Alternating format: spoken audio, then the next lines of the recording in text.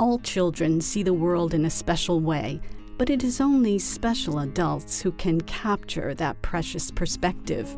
French illustrator and author Olivier Talek has that gift, as his prizes and sales on both sides of the Atlantic show.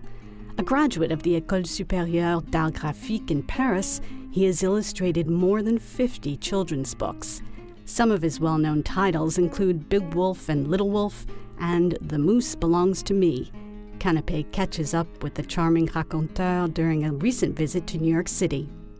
En fait, quand j'ai commencé ce livre, c'est venu d'une chose toute simple. En fait, j'étais en train d'écouter la radio. C'était au moment du début de la guerre en Libye.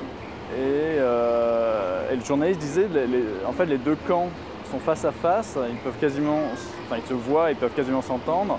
Et ça peut durer pendant des mois. Et je me suis dit, tiens, c'est marrant, ça peut être le début d'une histoire.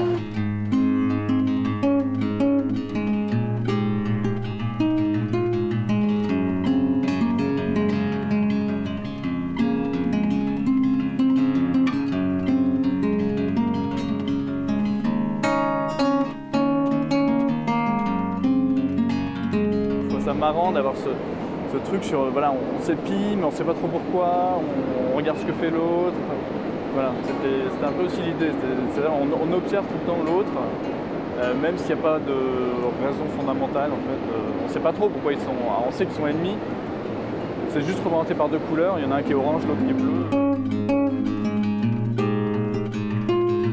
Déjà c'était un travail particulier parce que c'était comment je raconte une histoire sans texte, juste en dessin. En fait, j'ai décidé de travailler vraiment sur la séquence, comme un peu un film d'animation. Et donc de travailler avec plein de dessins et enlever les dessins qui ne sont pas nécessaires. Et à partir de quel moment, quand on enlève certains dessins, on ne comprend plus l'histoire en fait. Donc c'est vraiment garder l'essentiel, vraiment l'essence même de l'histoire. Voilà, c'était juste un peu ironique, je trouvais ça drôle que ce soit deux défaites et non pas deux batailles. Parce que ces deux soldats sont juste un peu ridicules aussi. Enfin, il y a quelque chose d'un peu ridicule. Et voilà, c'était pour que ce soit un tout. Je voulais qu'il y ait ce côté un peu stupide en fait, humour stupide jusqu'au bout.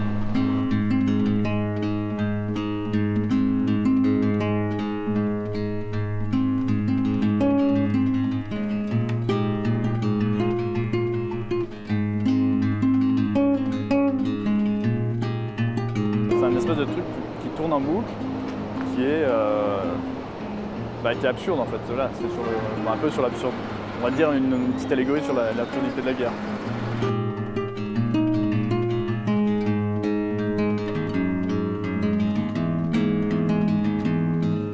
C'est une histoire d'amitié en fait. Voilà, il y a un grand loup qui vit tout seul sous un arbre et il est très bien tout seul jusqu'au moment où arrive un deuxième personnage qui est ce petit loup.